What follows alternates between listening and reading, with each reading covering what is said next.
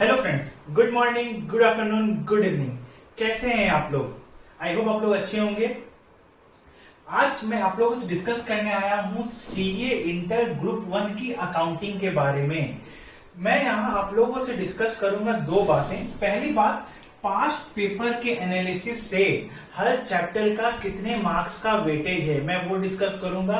And दूसरा बात जो मैं आप लोगों से डिस्कस करना चाहता हूं वो ये है कि आप लोग अवेयर होंगे कि सीए इंटर ग्रुप वन के सिलेबस चेंज हुए हैं, और जो चेंज हुआ है उनमें से कुछ कुछ अकाउंटिंग स्टैंडर्ड्स हटे हैं।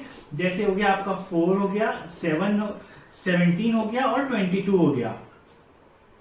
और आपका एक चैप्टर हटा है जो है पार्टनरशिप। एएस में एएस 5 भी है, 4, 5, 17 और 22। तो ये चारों एएस हटे हैं और चैप्टर में पार्टनरशिप चैप्टर हटा है। ये मूव होके चला गया है आपका ग्रुप 2 के सिलेबस में। तो यानी ग्रुप 1 से आपका ये एक्सक्लूड हो गया ये चैप्टर्स। तो इनका पहले वेटेज हुआ करता था 30 to 35 मार्क्स का। तो अब ये जो चैप्टर एक्सक्लूड हुआ है तो उनका वेटेज किसी और चैप्टर्स में शिफ्ट किया गया है। तो वो क्या शिफ्ट हुआ है, क्या नया वेटेज होगा, मैं वो डिस्कस करूंगा आप लोगों से। आइए डिस्कस करते हैं।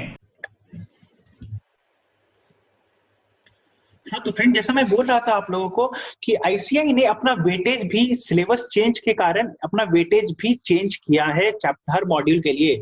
मॉड्यूल 1 जो डील भी करता है आपका चैप्टर 1, 2 और 3, चैप्टर 1, 2 और 3 जो आपका अकाउंटिंग स्टैंडर्ड्स और फ्रेमवर्क के लिए से डील करता है, इससे डील करता है। तो इसका वेटेज आईसीआई ने चेंज नहीं किया है, वो 20 to 25% पे ही रखा गया है। मॉड्यूल 2 जो डील करता है आपका चैप्टर 4 से लेकर चैप्टर 8 तक, इसका वेटेज आईसीआई ने इंक्रीज किया है 5% से। एंड मॉड्यूल 3 जो आपका ये चैप्टर 9 से लेकर चैप्टर 14 तक, इसका वेटेज एक्सेसिवली इंक्रीज हुआ है। तो अगर आप देखेंगे पहले इसका वेटेज था 30 to 35% एंड अब वेटेज इंक्रीज करके कर दिया गया है 40 to 50%। सो इसमें अब ये मेरा एक हुआ क्योंकि इसमें अब इससे हम लोग को ये समझ में आ गया कि मॉड्यूल 3 का वेटेज एक्सेसिवली इंक्रीज हुआ है।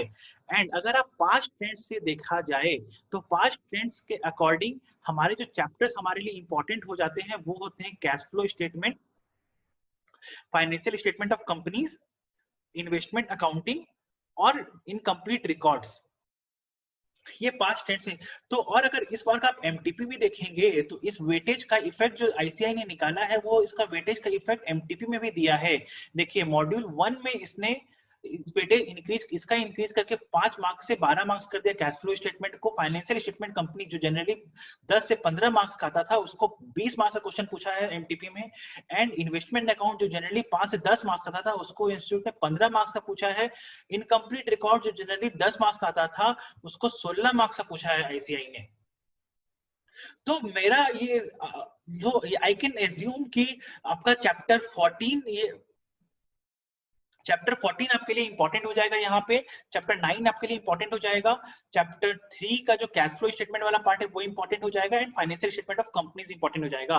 तो ये सब मेरे प्रायोरिटी ए में आ जाएंगे। एंड अदर चैप्टर्स जो ग्रीन में हाईलाइटेड हैं वो भी according to the past trends important है, तो वो भी मेरे प्रायोरिटी 1 में आ जाएंगे। अगर आप प्रायोरिटी 1 के सारे चैप्टर्स कंप्लीट कर लेते हैं तो आपका 82% कवरेज हो जाएगा सिलेबस का। देन आता है प्रायोरिटी 2। तो प्रायोरिटी 2 में सिलेबस में जो है ऐसा नहीं है कि ये इंपॉर्टेंट नहीं है, ये भी इक्वली इंपॉर्टेंट है। बट ये सब लॉजिक से भी आप सॉल्व कर सकते हैं। जैसे प्री पोस्ट है, इसमें आपको मालूम है कौन सा एक्सपेंस सेल रेशियो से होगा, कौन सा एक्सपेंस टाइम रेशियो से डिवाइड होगा।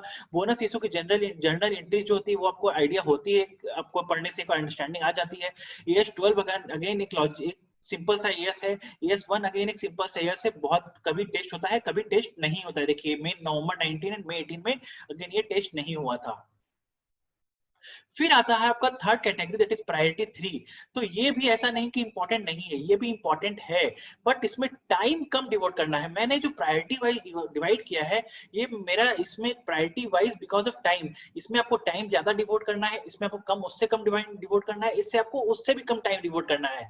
पढ़ना आपको तीनों को ही है बट टाइम कितना डिवोट करना है उसके लिए मैंने ये वीडियो बनाया है। आपको प्रायोरिटाइज कर लिया, आपको कि पहले प्रायोरिटी में क्या रखना है वो चीज मैंने आपके लिए बना दिया।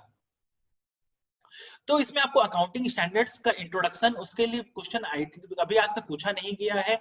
और आता है आपका फ्रेमवर्क। फ्रेमवर्क से जनरली 5 मार्क्स का क्वेश्चन आ जाता है। तो ये बहुत ही इजी सा है टॉपिक, कोई इंपॉर्टेंट नहीं है, आपको ऑलरेडी फाउंडेशन में पढ़ा हुआ है, बट आपको इसको रिकैप्चुलेट करना बहुत ज्यादा जरूरी होता है, क्योंकि अगर आप इसको रिकैप्चुलेट नहीं करोगे तो आप एग्जाम में आंसर नहीं कर पाओगे, और बहुत सिली सिली मिस्टेक्स हो जाती है इससे एग्जाम में। तो मैं इसके ऊपर नेक्स्ट वीक में वीडियो डाल दूंगा आपको, और इसकी कॉन्सेप्ट कैप्सूल भी डाल दूंगा। वो 1 से 2 पेज की कॉन्सेप्ट कैप्सूल होगी, तो आप उस वीडियो को देख के कॉन्सेप्ट कैप्सूल पढ़ लेना, और कॉन्सेप्ट कैप्सूल पढ़ के आपको अच्छे से पूरा रिवाइज हो जाएगा, and definitely I can guarantee आपका 5 मार्क्स इसमें सिक्योर हो जाएगा। एंड फिर उसके बाद मैं अपना एक फास्ट ट्रैक रिवीजन कोर्स आप लोग के लिए स्टार्ट कर रहा हूं। उसमें मैं सारे चैप्टर्स का इंडिविजुअली आप लोगों को रिवाइज कराऊंगा, प्लस मैं आप लोगों को ये भी बताऊंगा कि आपने पास्ट एग्जाम्स में स्टूडेंट्स ने किस टाइप की मिस्टेक्स की थी, वो भी मैं आइडेंटिफाई करके रख रखा हूं, मैं आपको वो भी बताऊंगा। और आपको क्या इंपॉर्टेंट फोकस एरिया होना चाहिए एक चैप्टर में, क्या कॉन्सेप्ट्स होने चाहिए, और क्या क्वेश्चंस एक इंपॉर्टेंट हो सकते हैं जो एक मास्टर क्वेश्चन आपको बन सकता है, आपको जो लास्ट दिन रिवाइज करने के लिए सॉल्व करने में काम आए। तो वो सब चीजें मैं आपको आइडेंटिफाई करके दूंगा। और अगर आपको कुछ और भी क्वेरीज होती है तो you can definitely reach out to me, मैं अपना कॉन्टैक्ट जस्ट डिस्क्रिप्शन में दे दूंगा। Thank you.